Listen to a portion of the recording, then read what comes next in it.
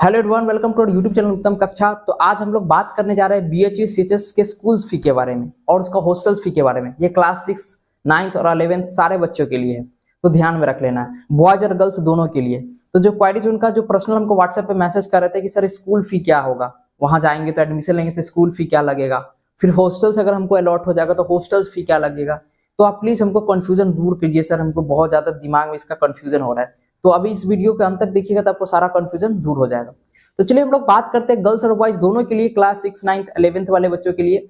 अगर आप जो है वहाँ स्कूल फी लेते हैं तो आपको 5,000 रुपया वहाँ स्कूल पर ईयर में आपका 5,000 में वहाँ काम क्लियर हो जाएगा स्कूल फी के। उसी के अंदर में आपके लाइब्रेरी चार्ज आ जाएगा, एग्जामिनेशन फी आ जाएगा, जितना फी है उसमें आ जाएगा।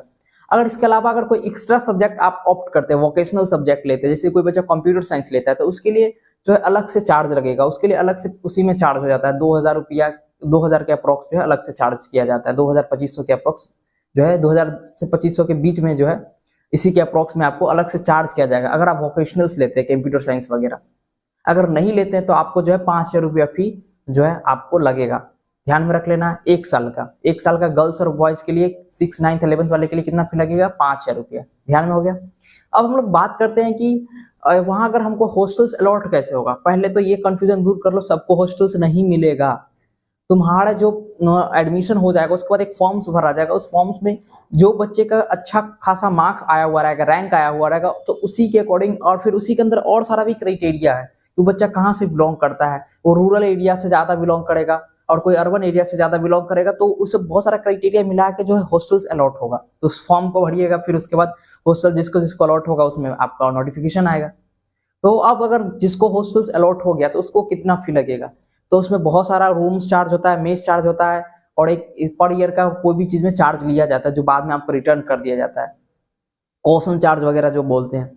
तो आपको ऑन एन अप्रोक्स हॉस्टल्स का एक साल का फी हम लेके चलते हैं 50K के अराउंड लग जाएगा। 50,000 के अराउंड जो है हॉस्टल्स का चार्ज लग जाएगा एक साल का। बॉयज और गर्ल्स दोनों के लिए सेम है, क्लास 6, 9th, 11th। तो ये कंफ्यूजन को आप दूर कर लेना है कि हम लोग का जो है स्कूल फी लगेगा 5,000 के अप्रोक्स अगर हम वोकेशनल्स नहीं लेते हैं। तब अगर हम लोग हॉस्टल्स हम लोग को मिल जाता है तो उसका लगता है 50,000 रुपया। अगर दोनों को कंबाइन कर दिया जाए तो 5,000 प्लस 50,000, 55,000 रुपया एक साल का लगेगा, हॉस्टल्स प्लस स्कूल फी दोनों का एक साल का। अगर कोई बच्चा को अगर हॉस्टल नहीं लौट किया गया तो वो केवल स्कूल फी देगा जो कि 5,000 रुपया उसको लगेगा, और वोकेशनल करेगा तो 2,000 रुपया एक्स्ट्रा, 2,000 रुपया 2,500 एक्स्ट्रा लग सकता है अगर वोकेशनल सब्जेक्ट रहेगा तो ये ध्यान में रख लेना है। और प्लस में वो बाहर का खर्चा, उसका बाहर का हॉस्टल्स का चार्ज। तो बाहर हमको लगता है कि हॉस्टल से अगर बाहर कोई बच्चा लेगा तो 6,000 के पर मंथ की बात कर रहे हैं हम, 6,000 के अप्रोक्स में उसको अच्छा हॉस्टल्स मिल जाता है। 6,000 के अप्रोक्स में वहाँ अच्छा हॉस्टल्स, अच्छा बेटर खाना वाना सब मिल जाएगा पर मंथ। तो ये ध्यान में रख लेना है। तो आई होप कि आपका सारा कंफ्यूजन दूर हो गया होगा। एक बार और रिपीट कर देते हैं कि आपका स्कूल फी लगेगा 5,000 रुपया पर ईयर, और हॉस्टल्स अगर आपको बीएचयू सीएचएस का हॉस्टल मिलता है तो आपको 50,000 पर ईयर लगता है। तो ये कंफ्यूजन को आज के बाद दूर कर लीजिएगा। Thank you so much for watching. ऐसे ही सब